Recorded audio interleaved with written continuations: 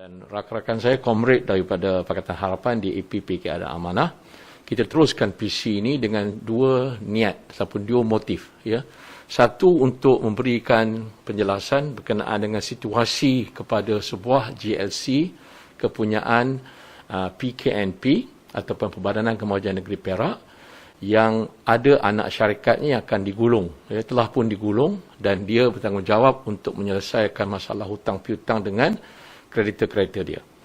Yang keduanya, barangkali kalau ada masa nanti kita nak bincang tentang isu semasa yang mana arahan daripada pegawai daerah dan pejabat tanah untuk kesemua, bukan hanya tokong-tokong yang berdiri di atas bukan tanah persendian, untuk dibersihkan, dikeluarkan mereka. Jadi kalau ada masa nanti kita akan bincang isu kedua. Isu pertama ni berkenaan dengan anak syarikat kepada PKNP, iaitu sebuah nama syarikat yang dipaparkan atau listed company called PCB, iaitu Perak Corp Berhad. Nah, Perak Corp Berhad ini raja shareholder dia adalah PKNP. Maknanya PKNP is 100% owned by state government. Dia ada 51% share, 51%, ya. 52% share dalam PCDB, ya, Perak Corp Development Berhad.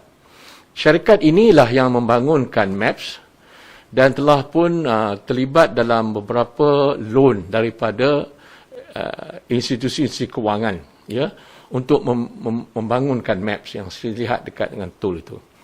Tapi setelah berapa lama ia beroperasi, hutang piutang yang mereka pinjam daripada bank tidak dapat dibayar. Maka mereka telah buat beberapa arrangement, dalaman dan arrangement dengan pihak-pihak pemberi hutang, dan akhirnya satu keputusan telah dibuat untuk menggulung PCDB, ya, Perak Corp Development Berhad.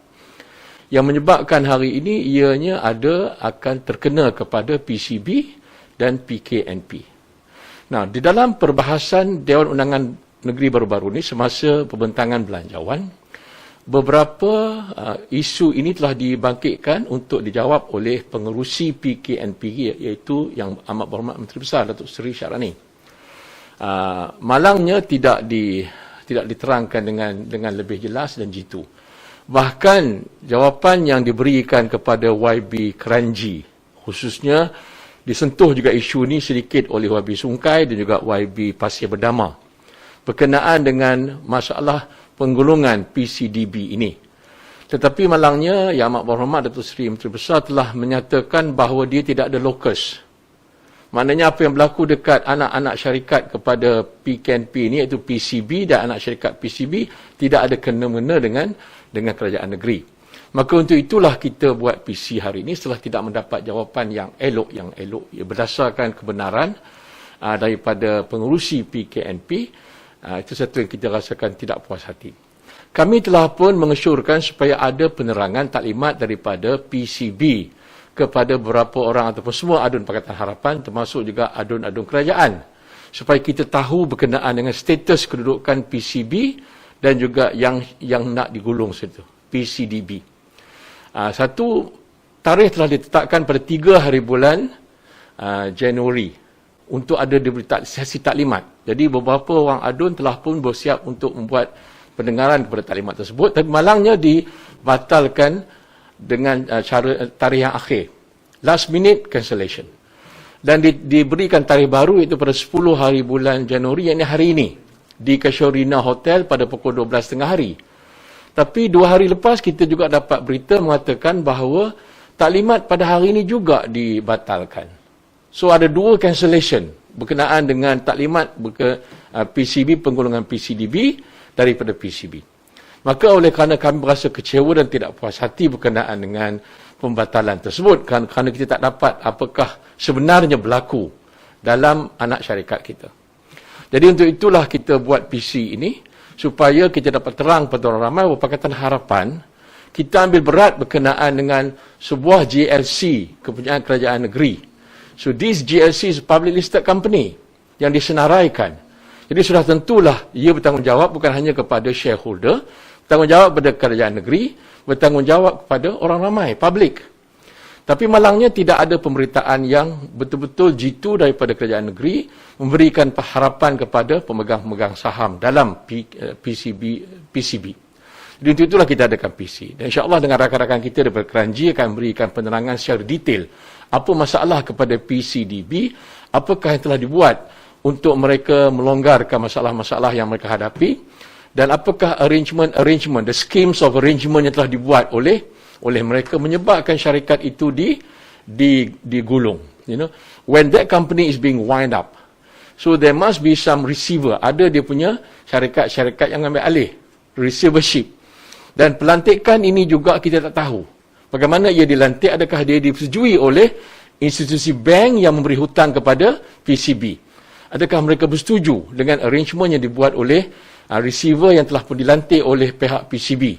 Saya difahamkan nanti YB Keranji akan terangkan bahawa sebuah syarikat receiver, syarikat perakanan lah, yang dipanggil sebagai Baker Tilly ini telah pun dilantik oleh mereka, sama ada disetujui oleh institusi keuangan yang mereka berhutang. That one we do not know whether that was agreed by the various banking institution that they actually made the loan, whether this receiver company is accepted by them.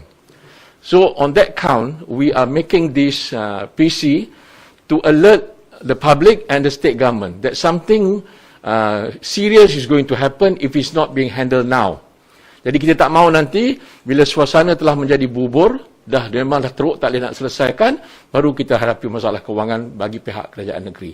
So Pakatan Harapan mengambil berat berkenaan dengan pelakuan hari ini yang menyebabkan ada winding of the anak syarikat PCB, dan dia menjejaskan PCB, dan PCB juga bertanggungjawab kepada Security Commission apa yang berlaku, dan arrangement itu bersetuju ataupun tidak bersetuju. So this is the point why we want to have this PC. Now, if we have time afterwards, then we'll talk about the new issue where it touches on the various Buddhist temple in around the whole Perak. Thank you very much. So I will invite now YB Keranji to explain the detail of what transpired between PCB and also what transpired between the state government, and why the Amat Umat Menteri Besar said that it was actually no locals when we brought it up in the Dewan Undangan Negeri. Yeah. So please, YB Keranji. Thank you. Terima kasih Dato' Sri Niza. Rakan-rakan saya dari Pakatan Harapan Adun, rakan-rakan media, saya telah menyediakan satu statement dalam bahasa Inggeris, jadi saya bacakan dalam bahasa Inggeris. PCBD winding up. How can the board of directors of PCB explain the issuing of two different sets of accounts dated on the same day, showing two different financial positions of the company, where in the quarterly report ended 30th June 2020, the total assets are 771.43 million, whereas in the scheme of arrangement, only 159.67 million assets are available. I've issued a statement back in August 2021, last year, and warned the state government that there have been a misrepresentation of financial position and potential fraud in the scheme of arrangement proposed by Perak Corporation Berhad (PCB) and PCB Development Senyap Berhad (PCBD), and the company risks being put under administration, and the company's strategic assets and land banks will be auctioned off cheaply. So this was back then. I've already issued a statement. I warned the state government. I have also urged the state government to state whether they are agreeable to the scheme of arrangement. However, there was deafening silence from the state government. My worst fear back then has now realized. The scheme of arrangement by PCBD has now collapsed, and the company now put under voluntary winding up. Following the collapse of PCBD's scheme of arrangement, it is now crystal clear that the scheme of arrangement proposed by PCB and PCBD is fraudulent and does not treat its creditors and JV partners fairly. I urge the board of directors of PCB to immediately explain why are there two sets of accounts issued publicly, dated on the same day, stating two different financial positions of the company. This is very serious. We have two different sets of accounts having two different figures. First is the quarterly report ended 30th June 2020, which was announced in Bursa. Okay, for PCB Group, shows a total non-current assets of 404 million and current assets of 367 million, amounting to total assets of 771.43 million. So this is what announced in Bursa. They say they have assets 771 million. However, in the explanatory notes of scheme of arrangement dated on the same day, exactly on the same day, also 30th June 2020, the non-current assets declared was 99 million and the current assets 60 million, which give a total of 159.67 million. So why is it in your quarterly report you say you have assets 771 million, but in the scheme of arrangement you only have 159 million? So you need to explain this. And you use this 159 million to justify that you don't have money and you only pay the creditor 10 cents for every ringgit owed. So why is the total assets declared in the scheme of arrangement so much lower? It's not by 10% or 20%, okay? It's lower, 79.3% lower, and almost 611.75 million assets missing, okay, which is lower. Let me quote one line. It's not only this, okay? There are a lot of assets they are omitted or ignored, but here I just want to quote one single asset, one item that is very clear-cut. This is a fraud, okay? There's one line in the scheme of arrangement where there's a piece of land in Tanjung Malin, PN 394961, lot 20402. Here in the scheme of arrangement, the book value is written here 37 million. And we know that book value usually is much lower. The asset will appreciate, and then we have the market value. But the company tried to estimate the value, net realizable value of this land to be 20.35 million. They say for sale value 55%. Okay, 20.35. But what is the problem? This piece of land, there is a JV agreement signed. Okay, that means in 2019, 10 of September, company already agreed to sell the piece of land for how much? 79.275 million. So the land, we already have agreement in place. People paid deposit 10%, almost 7 million. The land JV agreement value is how much? 79.275. And they say this land is now only worth 20 million. And then they use this to justify they are only paying the creditor 10 cents. Okay, they say company got no money, they pay 10 cents. So, and you know, I know who will this land end up with, okay, if they only pay 20 million. So how could the company justify the 20.35 million net realizable value of the land when there's an agreement to sell the piece of land for 79.275 million? This proves that the scheme of arrangement is fraudulent, and there is a concerted effort to conceal the company assets, to cheat the creditors, and justifying paying the creditors only 10 cents for every ringgit owed. I urge the board of directors to come clean on the variance in these two public documents. I also urge the authorities involved to investigate this matter thoroughly to protect the interests of the minority shareholders and company creditors. The board of directors also need to explain the appointment of Baker Tilly as receiver, as their independence is in doubt. PCBD scheme of arrangement, which was proposed by Ferrier Hodgson, which was prepared by Ferrier Hodgson, has already collapsed. So this scheme of arrangement, which significantly understate the company asset, was prepared by Ferrier Hodgson. And Baker Tilly belongs to the same group as Ferrier Hodgson. So now you have the company that prepared this scheme, which has collapsed, and now the same company within the same group now act as a receiver. So if you are the receiver, you are no longer independent because the scheme has already collapsed. Are you going to sell the asset based on the scheme 10 cents? So will Baker Tilly liquidate PCBD as proposed in the scheme of arrangement by Ferrier Hodgson by paying the creditor only 10 cents for every ringgit owed? I urge the PCB board of directors to explain their insistence. There are so many big fours out there, there are so many accounting firms. Why do you insist on appointing Baker Tilly as the receiver? What's the justification? Following the collapse of PCBD scheme of arrangement, PCB scheme of arrangement could not hold because this scheme is proposed together. PCB and also PCBD, both schemes proposed together. So now PCBD scheme already collapsed, PCBD put under receivership. Okay, it's winding up. So it's just a matter of time when PCB follow the footsteps of PCBD by winding up, and all the state strategic assets. Once PCB also wind up, that means Lumuport, Kashrina, all are at risk of being auctioned off cheaply. The Perak state government risks losing one public listed company and all its strategic assets.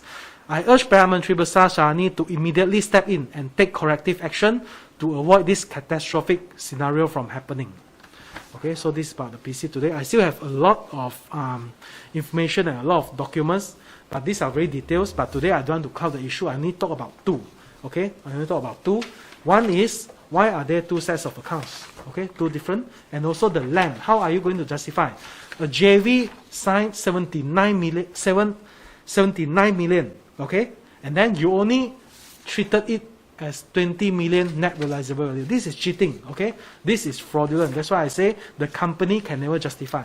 So for information, the company joint venture partner, which is ARX, already went to High Court and they won the suit against PCB. Okay, so they were taken out of the scheme of arrangement. Okay, so this is the background. So if you have any question, and I will also follow up with more press statements for the following few days, so that you get a grasp of the issue. Yeah. But the main thing is they need to explain. Okay, why are there two different sets of account? The figures are different. Okay, they must explain, and also the land. So terima kasih YB Keranji Chong Chemin yang telah memberikan penerangan mengenai latar belakang kenapa PCDB digulung, ya, dan beberapa arrangement yang kadang-kadang tidak mengikut garis panduan Security Commission.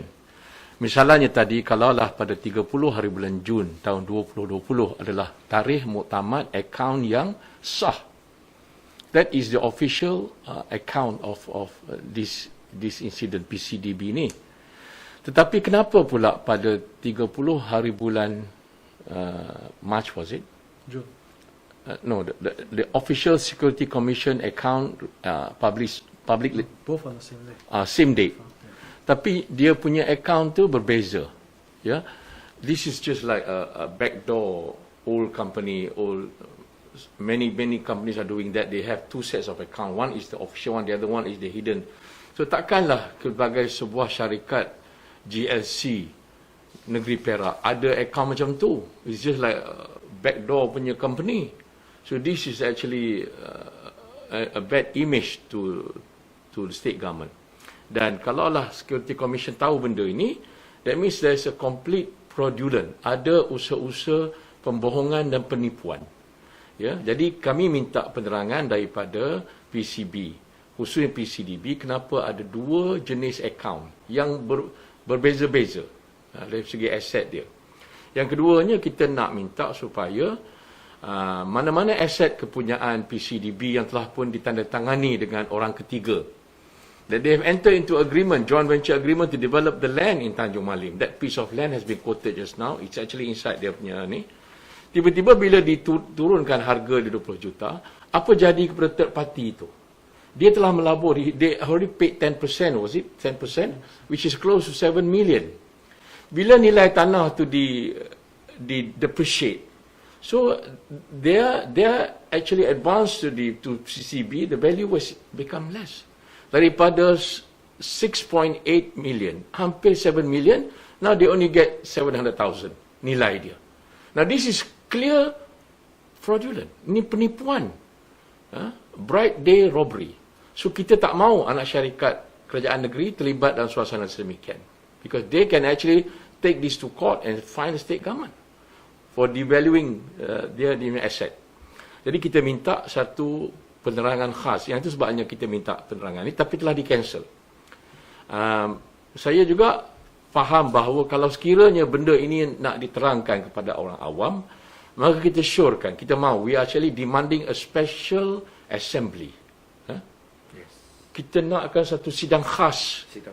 Sidang khas Dewan Undangan Negeri Perak membahaskan isu ini. So this is actually a demand by Pakatan Harapan. Supaya kita bertanggungjawab dengan apa berlaku pada anak syarikat kita, bertanggungjawab pada publik. Dan kita nak mengelakkan aset-aset kepunyaan PCB. Kalau sekiranya PCB juga terbabit dalam isu winding up of PCDB ini, maka tidak mustahil aset dia yang besar hari ini, dia ada hotel Casuarina, dia ada lumut port, aset ni juga akan terjejas. Dan apa akan jadi? You know? And dia orang akan lelong benda ni untuk mendapatkan semaksimal yang mungkin. They will just auction all those assets. Now that is a very high risk situation. We want to avoid that. So kita mohon supaya Amat Berhormat Menteri Besar sebagai pengerusi PKNP membincang ambil berat berkenaan suasana ini. Ya, dan cuba cari jalan penyelesaian. Jadi untuk menyelesaikan dengan arrangement yang dibuat oleh receiver company melalui persetujuan dengan PCDB, ya, to just offer 10% out of every dollar, I think that is completely unacceptable. Yeah, mana mungkin the bank would agree, mana mungkin kita punya joint venture companies dengan PCDB would agree. They're going to pay back 10%, you know. So this is actually very, very lying. Ini penipuan besar. So kita nak elakkan benda tu. Ya, okay. So sidang khas ini perlu diadakan, at least to show our accountability and responsibility.